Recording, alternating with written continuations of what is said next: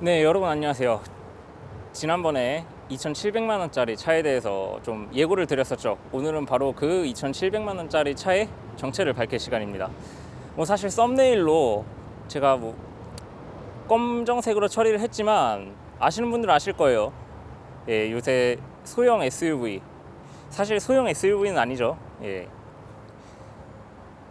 소형 SUV와 직접적으로 말씀을 드리진 않겠습니다. 셀 무슨, 그리고 T 그리고 배 무슨, 그리고 바로 뒤에 코란도가 있죠.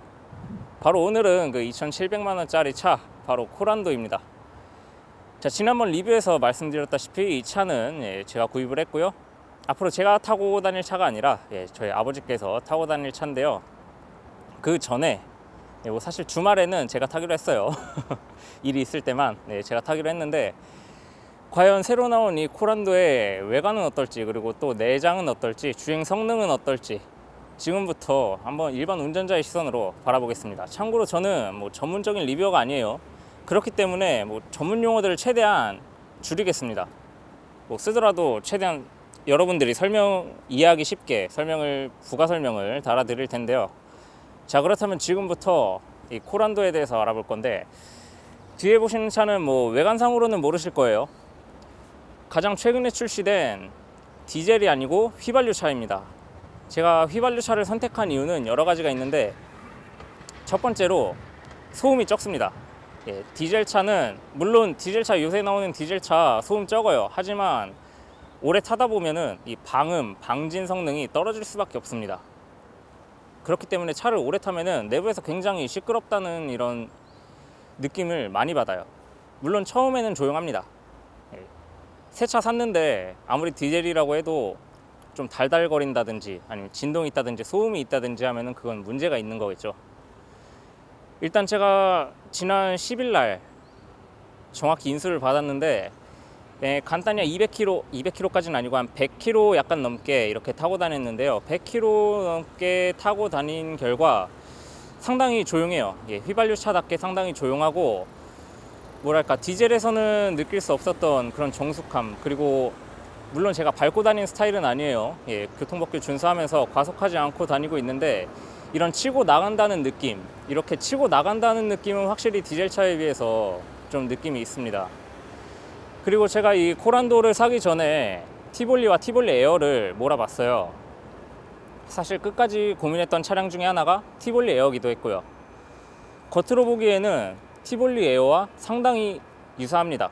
오히려 전장은 티볼리 에어가 10mm 더 길 거예요. 제가 재원상으로는 그렇게 봤는데, 실제 운전해 본 결과는 확실히 티볼리와는 달랐습니다. 티볼리 에어도 만만치 않게 긴데요. 이 코란도, 그러니까 전에 타던 차 아반떼 XD와 비교를 하자면 티볼리와 티볼리 에어는 확실히 아반떼 쪽에 좀 가깝고요. 뒤에 보시는 이 코란도는 우리가 생각했던 예전에 나왔던 그 코란도 시리즈와 비슷합니다.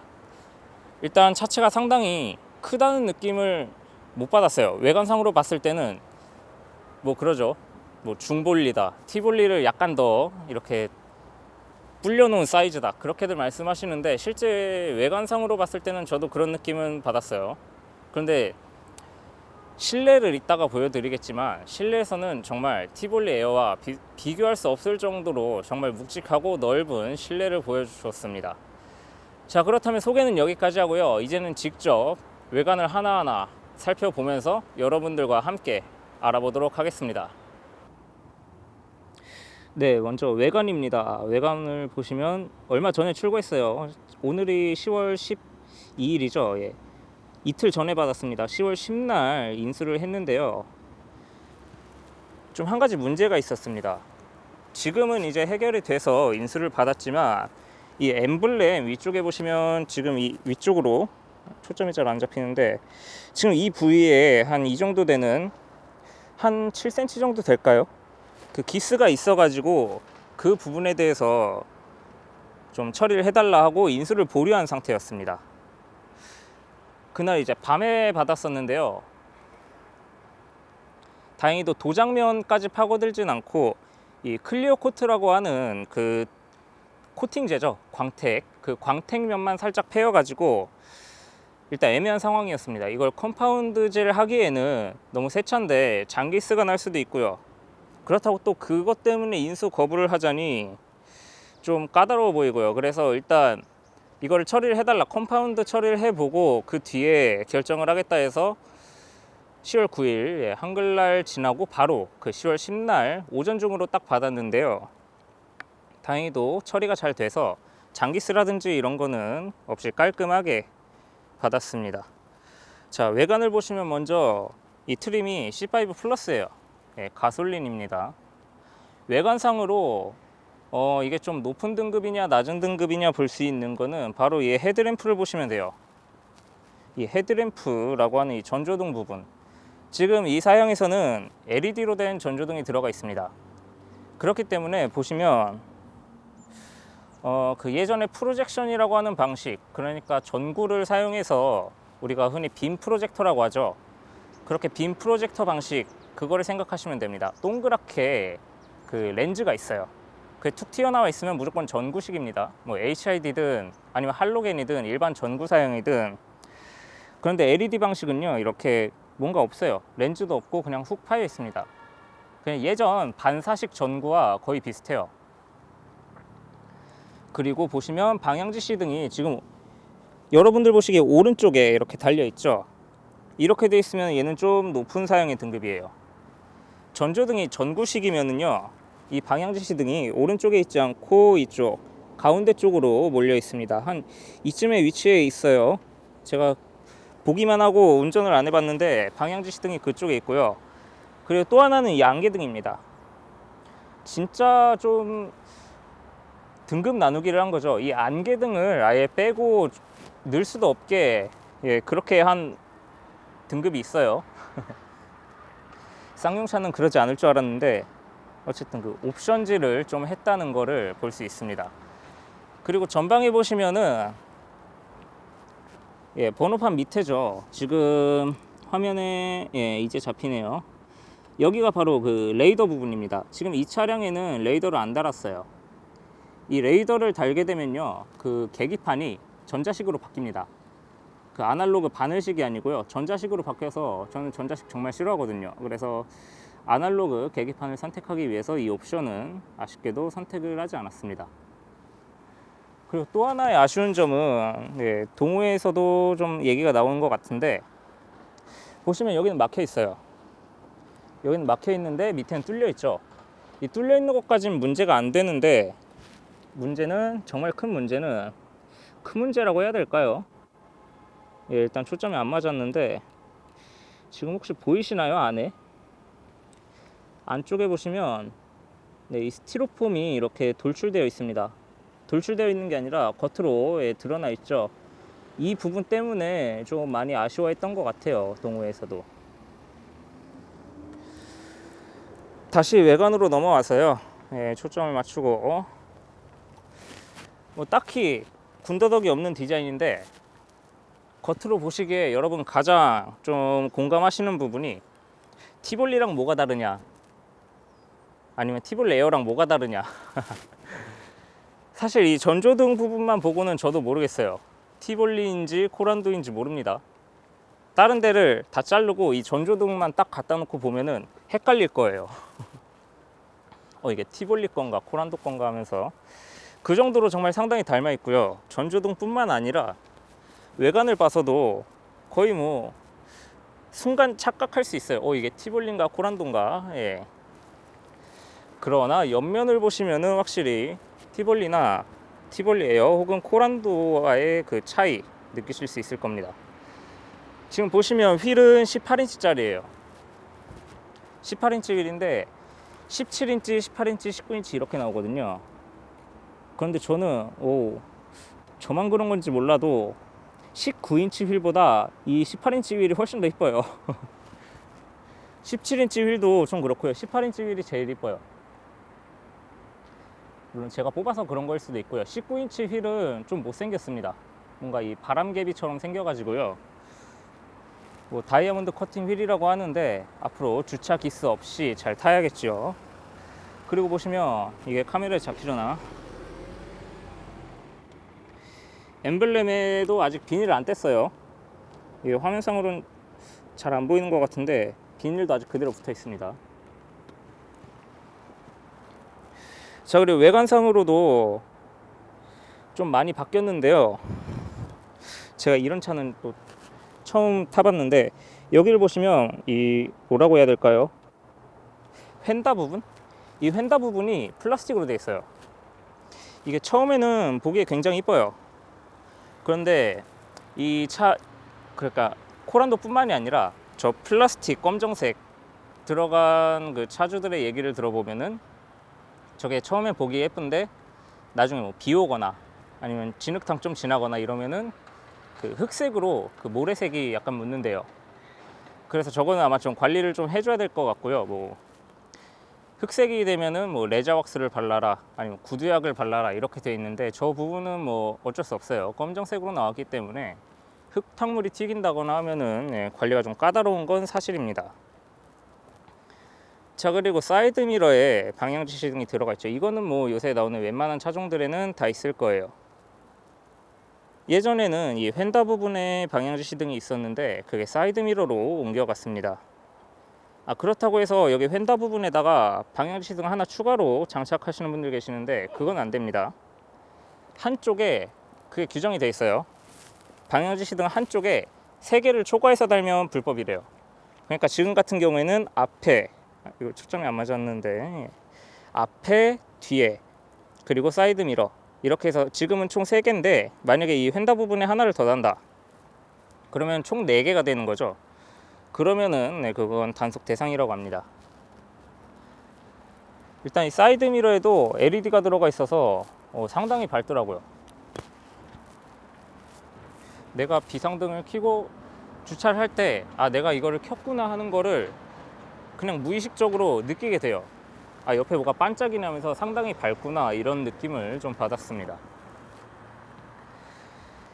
자, 그리고 스마트 키가 적용된 거죠. 저는 열쇠 방식을 좀 더 선호하는데 뭐 시동 거는 방식이라든지 문을 여는 방식이라 문 여는 거는 그래요. 뭐 리모컨이 편할 수 있는데 전 시동 거는 거는 좀 열쇠 돌리는 거를 선호합니다. 아무튼 이 버튼이 있고요. 버튼을 한번 누르게 되면 열립니다. 지금은 열려 있어 가지고 잠겼네요. 사이드 미러가 접혔죠. 얘를 버튼을 한번 더 누르게 되면 사이드 미러가 펴지면서 문이 열리게 됩니다. 그리고요, 주유구에는 안에서 여는 버튼이 없어요. 수동입니다. 얘는 지금 문이 열려 있기 때문에 한번 이렇게 푸시해서 눌러주시면 열리고요. 또 다시 그냥 닫으면은 닫혀요. 만약에 지금처럼 문을 잠그고요, 주유구를 아무리 눌러도 열리지 않습니다. 이건 뭐 장단점이 될 수도 있을 것 같아요.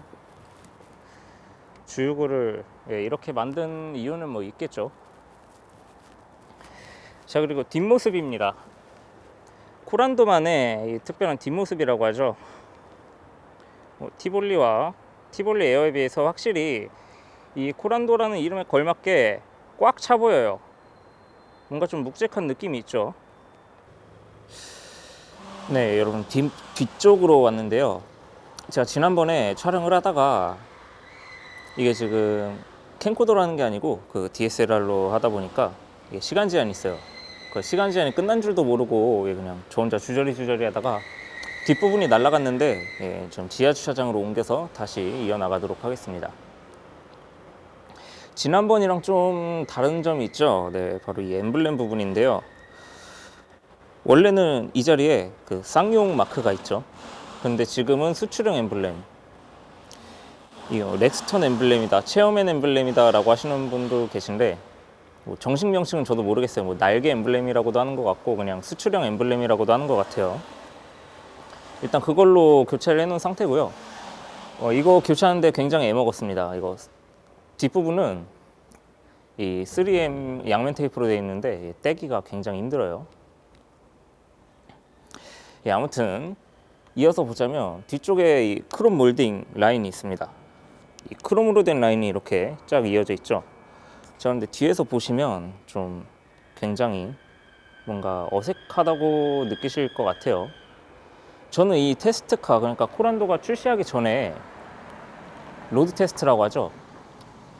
엠블렘이랑 이제 뭐 휠캡, 심지어는 차량 전체를 다 위장막으로 가린 그런 상태로 달리게 되는데, 전 위장막을 제거한 상태에서 봤어요. 엠블렘은 하나도 없고, 그때는 이제 이 레터링이라고 하죠. 이 코란도라는 것도 없었고, 이 쌍용 엠블렘이라는 것도 없었어요. 그런데 딱 보기에 그냥 이거는 쌍용차다라는 느낌은 들었습니다. 그 당시 혹시 뭐 티볼리 후속인가 했는데, 티볼리 후속이라고 보기에는 약간 좀 커 보이는 느낌이 있었는데 그게 코란도였죠. 그런데 그 테스트카에는 이 크롬 몰딩이 없었어요. 이게 없어가지고 굉장히 깔끔하다 싶기도 하고, 근데 자세히 보면 이 크롬 몰딩이 들어가는 라인이 푹 패여 있죠. 그래서 어색하기도 하다 싶었는데, 제 생각에는 이 가운데 부분은 좀 없앴으면은 더 깔끔한 디자인이 아니었을까, 그렇게 생각해 봅니다. 사실 이 크롬 몰딩 라인이 그 리어 콤비네이션 램프라고 하죠. 이 브레이크 등 이쪽까지만 딱 이쯤에서 끊기고, 그러니까 여기서부터 여기까지, 즉 아무것도 없는 곳은 그냥 넣지 않았으면 하는 게 더 깔끔하지 않았을까 생각해 봅니다. 여기에 대해서는 호불호가 또 굉장히 많이 갈리죠. 이건 그냥 제 개인적인 생각이니까요. 뭐 악플 달지 말아 주시고요. 저 우리 방금 세차를 하고 와서 물기가 좀 남아 있는데, 제가 리뷰를 하기 위해 또 세차를 한바탕 했습니다. 지난번에 어디까지 봤는지 정확히는 기억 안 나는데 아마 뒷부분만 하면은 끝인 걸로 알고 있어요, 제가. 보시면 리어 스포일러도 브레이크 등 일체형, 이게 보조 제동등이라고 하죠. LED로 되어 있습니다. 그리고 안쪽에 보시면은 지금 이게 카메라에 굉장히 작게 잡혀가지고 여러분들 보여드릴 수가 없었다가 제가 좀 잡았는데, 이 부분 혹시 보이시나요? 좀 더 가까이서 보자면 여기 뒷유리 워셔액 노즐이 굉장히 작게 있습니다. 디자인 측면에서 굉장히 신경을 쓴 그런 흔적이죠. 그리고 뒤쪽 램프를 보시면 위와 아래 그 두 개로 나눠져 있습니다. 위에는 브레이크 등과 이 미등이라고 하죠. 그게 붙어 있고요. 밑에는 방향지시 등과 후진등이라고 하나요? 백라이트라고도 하고요. 그게 붙어 있어요. 그리고 이 가운데 부분은 리플렉터라고 하는 것도 있고, 원래는 이 자리에 수출형은 후방 안개등이라고 하죠. 우리나라에서는 좀 용도가 많이 변질된, 뒷차 눈뽕을 한다, 뒷차가 상향등 키면 내가 뭐 보복을 한다, 그런 용도로도 많이 쓰시는데, 수출형에는 이 자리에 후방 안개등이 설치되어 있습니다. 그런데 지금 이 차는 그냥 엠블렘만 수출형이고 실제로는 내수형이기 때문에 후방 안개등은 빠진 상태입니다. 그리고 스키드 플레이트라고 하죠. 이 부분이 언뜻 보기에는 머플러처럼 보이는데요, 실제로 이렇게 막혀 있습니다. 그냥 멋이에요, 멋. 실제로 머플러는 이 밑에 이렇게 하나로 숨어 있고요. 이거는 그냥 디자인입니다. 스키드 플레이트라고 하는 디자인 되어 있고요. 그리고 4채널 후방 감지 센서가 이렇게 범퍼에 박혀 있는데, 언뜻 보기에는 모르죠. 깔끔하게 마감이 된 것으로 보입니다. 자, 휠캡도 이렇게 수출형으로 바꿔놨어요. 다시 한번 보시는 이 코란도의 휠입니다. 이 휠은 18인치 휠이고요. 제 개인적으로 느끼기에는 19인치 휠보다 이 18인치 휠이 훨씬 더 예뻐 보인다는 그런 느낌이에요.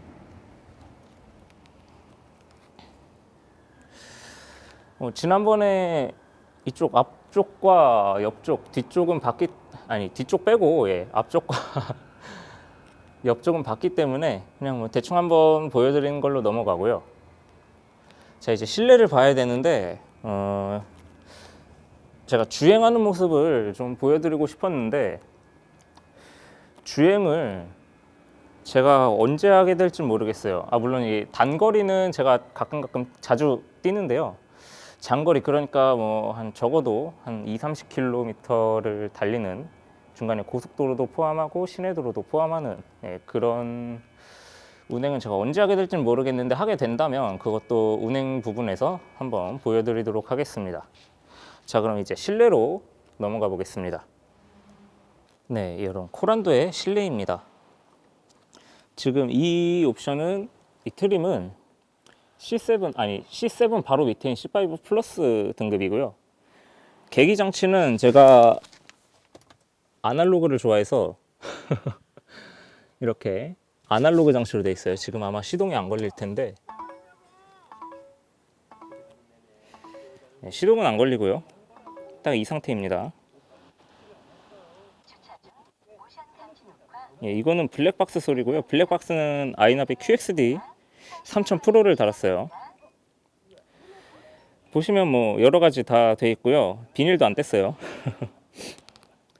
지금 보시면 라이트는 오토 모드로 되어 있습니다. 오토 모드로 되어 있기 때문에 지금 지하 주차장이라서 전조등이 이렇게 켜져 있는 상태고요. 이게 LED 전조등이라서 굉장히 밝아요. 직접 보시면 진짜 전구 방식과는 비교도 안 될 정도로 눈이 부십니다. 지금 계기판을 딱 보시면 아시겠지만 이건 휘발유차예요. 경유 차량은 RPM 게이지가 다르죠. 제가 이 아날로그 계기판을 선택한 이유 중에 하나가, 물론 뭐 시한성 이런 것도 있지만 이게 저는 보기에 편해요. 전자식은 저는 기본적으로 못 믿는 사람이기 때문에 다른 거 다 넣어도 이 계기 장치만큼은 아날로그 방식으로 하겠다, 그렇게 했습니다. 좀 외적인 이야기지만 차량 처음에 견적 내려갔을 때는 이 기본 내비게이션, 순정 내비게이션을 장착하게 되면 여기에 그 계기 장치가 전자식으로 된다, 이렇게 해가지고 제가 그러면 그거는 생각해 보겠다 하다가 다른 그 대리점을 갔더니 그거랑 상관없다, 그냥 순정 내비게이션 넣어도 계기 장치 아날로그로 해줄 수 있다, 그렇게 해서 진행을 했습니다. 자, 그리고 기어 쪽을 보시면 이게 지금 순정 상태입니다. 물론 저 휴대폰은 제 거예요. 휴대폰과 그 케이블을 제외한 모든 상태는 지금 순정 상태인데요. 어느 분을 보시면 막 뭐 여기 기어 봉에다가 이거 PRND 현재 기어 상태를 막 LED로 또 그거를 표시해 주는 걸 넣기도 하는데, 저도 그거는 솔직히 탐은 나요. 그리고 주차식 브레이크 전자식, 그리고 아날로그식. 역시 주차 브레이크도 저는 아날로그식, 땡기는 맛이라고 하죠. 그런 걸 좋아해서 이렇게 전자식이 아닌 기계식 주차 브레이크를 넣었고요. 약간 좀 아쉬운 점은 이게 안드로이드 오토 때문일 거예요. 아마 USB가 하나밖에 없습니다. 물론 대부분의 차들이 하나예요. 2개 있는 차는 제가 못 본 것 같아요. 그런데 좀 하나는 그냥 충전만 할 수 있게라도 해줬으면 하는 아쉬움이 있고, 그렇다고 해서 옆에 12V 아울렛이 없는 건 아니에요. 옆에 12V 파워 아울렛이라고 하는 그런 장치가 있습니다. 에어컨은 C7 등급부터, 그러니까 최상위 등급을 선택해야 풀 오토 에어컨이 들어가고요. 그 이외에는 모두 다 뭐라 그러죠? 수동식 에어컨이라고 하나요? 그게 들어가 있습니다. 나쁘지 않아요, 조작감은. 그리고 이 적응 안 되는 것 중에 하나가 이 시동 버튼이 아래쪽에 있어요. 지금 이렇게 보시면 보통 이제 대부분의 차들은 이 스티어링 휠 안쪽으로 이렇게 있는데, 코란도는 이렇게 시동 버튼이 좀 아래쪽에 있어서 이것도 처음에는 적응이 안 됐어요. 지금은 잘 타고 다닙니다. 그리고 이거 뭐라 그러죠? 갑자기 또 이거 까먹었는데, 아무튼 팔 이거 거치대.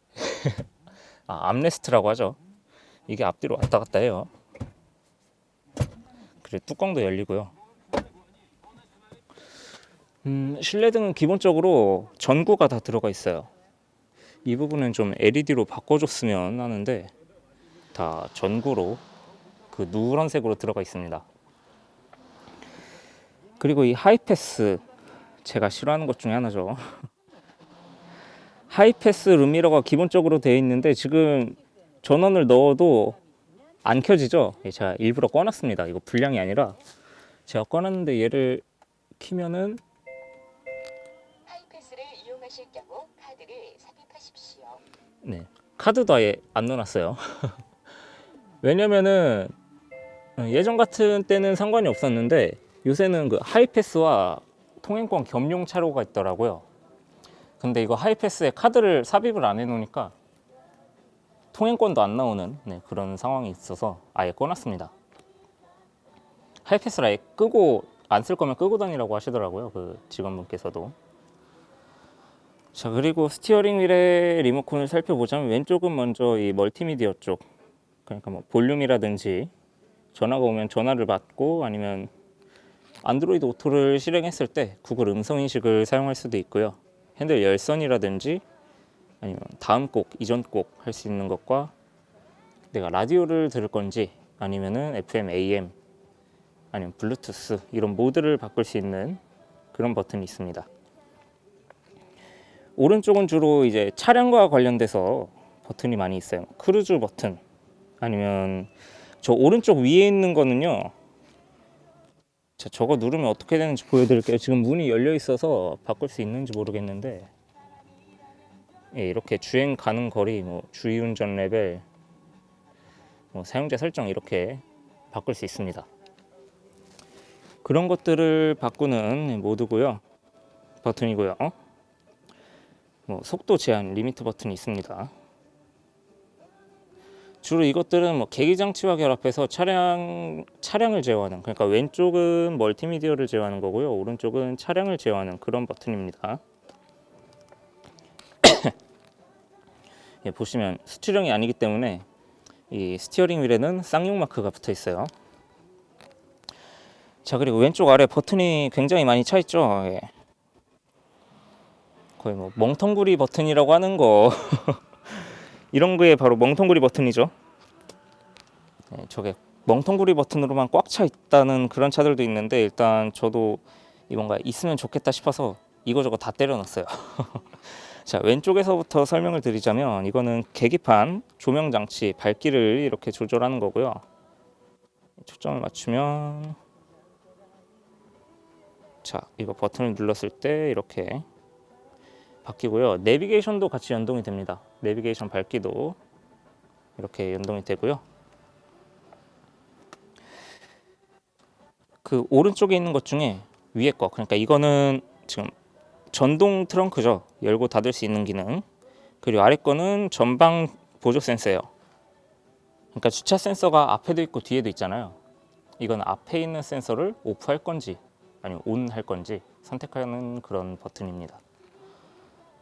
기본적으로는 저는 항상 켜고 다녀요. 지금 이 상태가 되면은 불이 들어와 있으면은 전방 센서를 작동 안 하게 한다, 그런 뜻입니다. 이거 항상 켜놓고 다니고요. 이거는 차로 유지 보조 그 기능입니다. 얘를 끄게 되면은 계기 장치에 지금 이거 깜빡이는 거 보이시죠?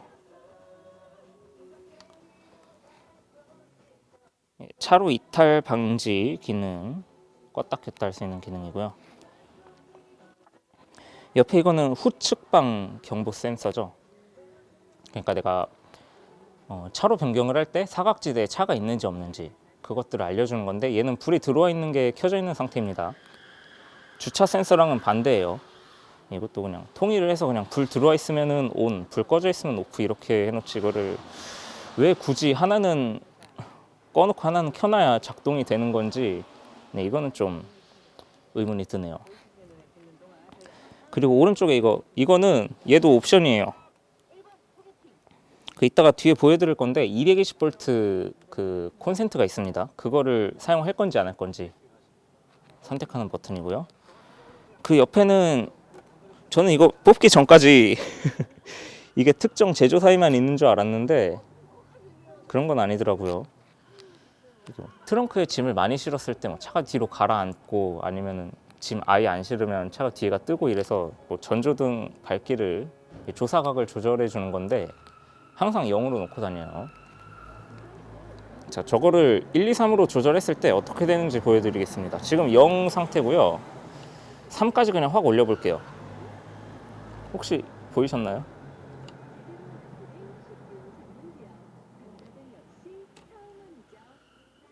자, 다시 한번. 자, 지금 이게 0 상태입니다. 0. 한번 3까지 올려볼게요. 네, 전조등이 쫙 가라앉죠. 조사각이 아래로 내려갑니다. 네, 그리고 앞좌석 시트를 한번 보고 가겠습니다. 기본적으로 전동 시트가 들어가 있고요. 이거는 옵션이 아니고 기본 사항이에요. 그래서 이걸 기계식, 그러니까 펌핑식이라고 하죠. 그걸로 할 수가 없었습니다. 물론 시트는 굳이 저도 전동식 싫어하진 않아요. 근데 작동 속도가 좀 느려가지고 답답하긴 하지만 그래도 뭐 전동 시트니까 씁니다. 그리고 럼버 서포트라고 하는 이 척수 받침도 조절할 수가 있고요.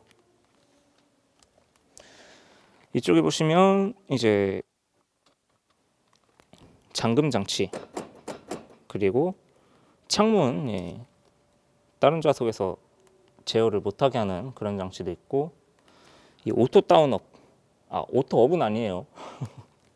이건 좀 많이 불만인데, 제가 2004년 8월식 아반떼 XD에도 이거 오토 다운은 되는데 오토 업이 안 되는 거는, 네, 아반떼만도 못한 원가 절감이라든지 아니면 끝나누기라고 할 수 있죠. 애프터마켓에서 이거를 뭐 장착하면은 오토 업까지 된다고 하는데, 예, 오토 다운만 되는 거는 솔직히 좀 유감입니다. 그리고 뭐 사이드 미러, 예, 각도 조절 장치랑, 얘는 이렇게 놓으면 무조건 접어져 있는 거고요. 밖으로 해놓으면 얘는 무조건 펴져 있는 거고요. 이 중간에다 놓으면 내가 문을 잠금을 해제했을 때는 사이드 미러가 자동으로 펴지고요. 내가 문을 잠갔을 때는 사이드 미러가 자동으로 접히는 그런 기능이 있습니다. 자, 그럼 이제 뒷좌석으로 가보겠습니다. 뒷좌석으로 가기 전에, 예, 하나 좀 설명을 안 해드린 게 있는데, 브레이크를 밟고 엔진 시동을 거십시오. 예, 여기 보시면 통풍 시트와 열선 시트가 되어 있죠. 이거는 C5 플러스 등급부터 통풍 시트가 들어갑니다. 주차 중 그 밑으로는 열선 시트가 아마 기본적으로 들어갈 거예요. 제가 통풍 시트 때문에, 예, C5 플러스 등급을 선택하기도 했고요. 자, 그리고 뒤에 보시면 기본적으로 2열에도 열선은 들어가 있습니다. 그런데 통풍은 안 들어가 있어요, 2열에. 자, 그리고 여기 보시면 아까 말씀드렸던 220V 콘센트가 이렇게 들어가 있고요. 예, 어두워서 잘 안 보이죠? 220V, 예, 200W까지 사용할 수 있습니다. 그러니까 노트북 정도 사용할 수 있겠네요. 뭐 헤어 드라이기라든지 아니면 뭐 전기 포트 이런 거는 사용이 불가능하겠죠, 당연히. 자, 그리고 무릎 공간을 안 보여드렸는데, 지금 운전석은 앞으로 당겨져 있고요. 조수석은 좀 뒤로, 상대적으로 뒤로 이렇게 나와 있습니다. 무릎 공간은 제 생각에는 그렇게 막 부족하진 않은 느낌입니다. 아무래도 차급이 있기 때문에 이걸 가지고 좁다고 하시는 분들은 없을 거예요. 자, 그리고 의자가 제껴지는 거는 모두 다 아실 거예요. 그런데, 네, 제가 방금 뭘 했죠?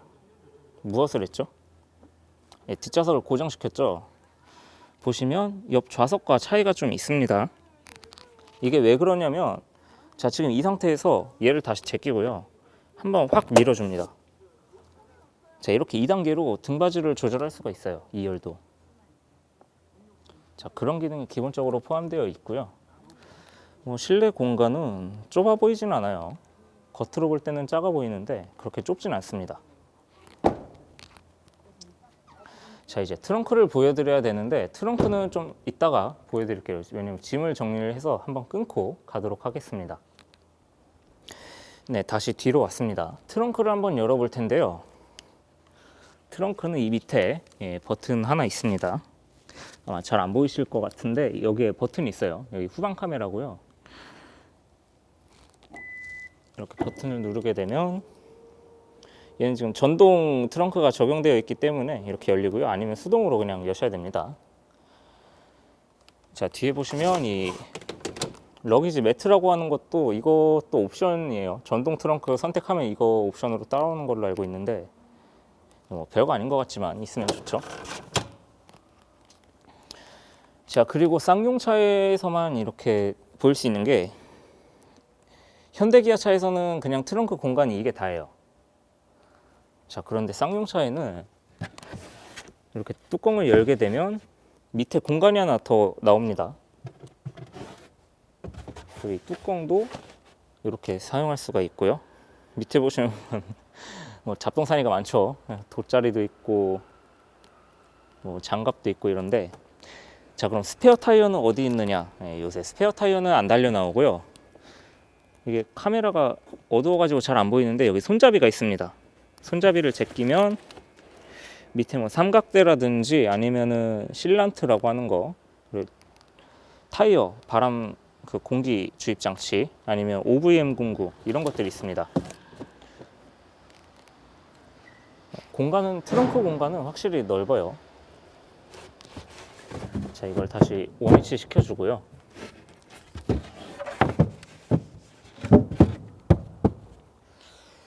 네, 요새 차박하는 분들 많으실 거예요. 차박을 위해서 나는 SUV를 선택했다 하는 분도 계신데 한번 접어보겠습니다.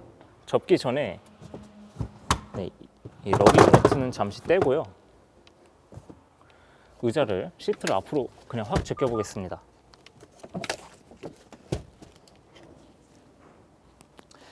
네, 시트를 제꼈을 때 모습입니다. 보시면 거의 평평한 상태로, 거의 이불만 깔면 바로 잘 수 있는 그럴 공간이 나와요. 옛날 쉐보레 올란도 아시죠? 그거는 정말 뭐 올란텔이라고도 할 정도로 그냥 일자로 확 펴졌는데, 지금 코란도를 보시면 여기 꺾어지는 부분에서 좀 기울기가 있죠. 그런데 그렇게 거슬릴 정도는 아니에요. 제가 실제로 티볼리 에어, 그러니까 티볼리 에어에서 고속도로 주행 중에 너무 졸려가지고 휴게소에서 좀 뒷좌석을 이렇게 제끼고 잠을 잔 적이 있어요. 근데 제 기억으로는 티볼리 에어는 그냥 진짜 일자로 확 펴졌는데 지금 코란도에서는 약간 기울기가 있는 것 같습니다. 근데 거슬릴 것 같진 않아요. 봤을 때 제 키가 그렇게 큰 편이 아니라서 그냥 이대로 불편함 없이 차에서 잠깐 잠을 잘 수준이 되지 않을까 생각을 해봅니다. 자, 문을 열어서도 한번 보여드릴게요. 그냥 이렇게 쭉 펴집니다.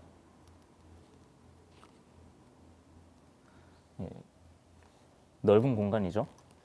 뭐 차박을 한다고 하기에도 부족함이 없어 보이는 그런 모습이고요. 다시 의자를 이렇게 시트를 2단계로 해주고요.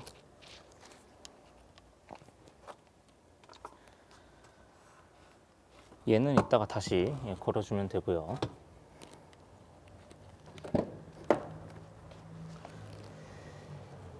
이 시트는 다시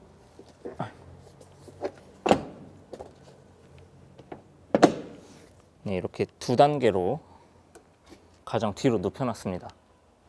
아무래도 누워져 있는 게 편하다고 하죠. 자, 이렇게 트렁크 공간까지 봤고요. 다음은 이제 주행을 해볼 차례인데요. 주행은 아마 좀 나중에 올라올 거예요. 왜냐면 제가 이 차를 주로 사용하는 게 아니기 때문에 주말에만 주로 사용하고요. 평일에는 거의 안 다닙니다. 장거리 뛸 일이 없기 때문에.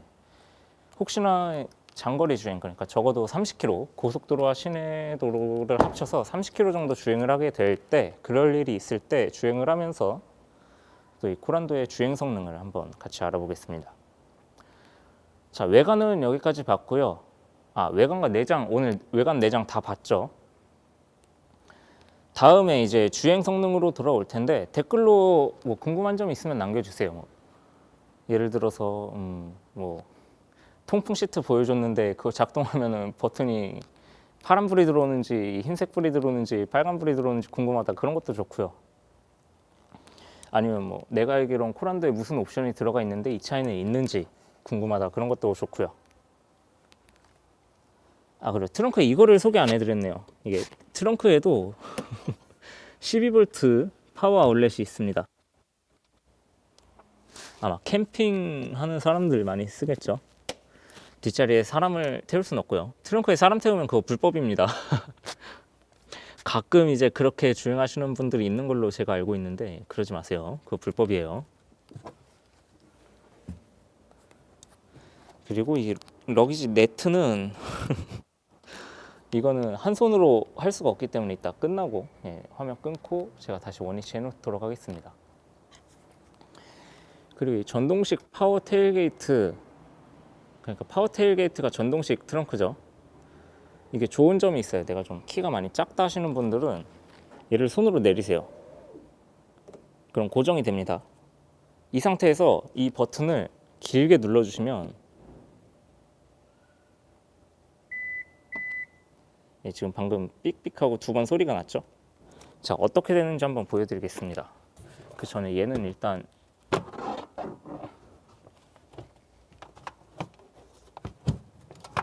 안쪽으로, 아이고, 두고요. 닫아 보겠습니다. 자, 지금 높이를 잘 기억하세요.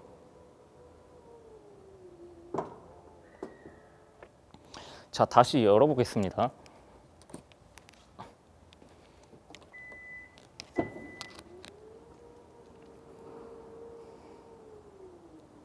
네, 차이를 느끼셨나요? 제가 아까 높이를 설정한 그 높이까지만 딱 열리게 돼 있어요. 자, 좀 떨어져서 볼게요. 아, 옆에서 보여드리는 게 확실하겠네요. 자, 지금 높이를 기억하시고요. 이번엔 끝까지, 그러니까 처음 상태대로 다시 원상복구 해 놓겠습니다.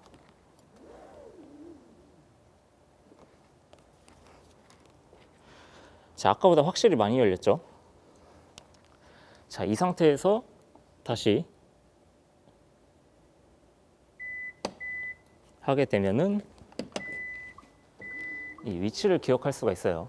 이게 메모리 기능이라고 하는데 사실 이거를 많이 쓸 것 같진 않아요.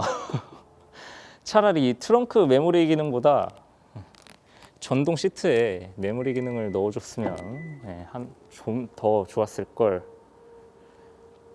네, 옆에서 보시면 다시 아까 기억해놨던 것처럼 끝까지 열립니다. 뭐 쓸데없는 기능이라고 하실 수도 있어요. 실제로 그렇게 생각하시는 분들이 다수인 걸로 아는데 어쨌든 기능 중에 하나니까요.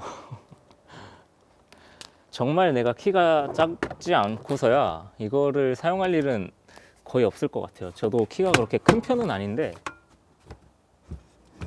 이거를 그냥 저는 출고 당시 그대로 최고 높이로 사용해도 별 문제가 없습니다.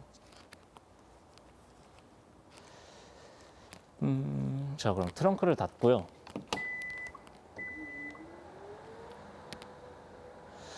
코란도의 외관과 내장 이렇게 마무리하겠습니다. 자, 다음에는 이 코란도 주행을 하면서 과연 어떤 성능을 내줄지, 디젤과는 또 어떻게 다를지, 그리고 티볼리와의 비교죠. 지금 신형 티볼리, 그러니까 그 베리뉴 티볼리라고 하는 것도 같은 엔진을 써요. 그런데 제가 그거는 안 타봤고요.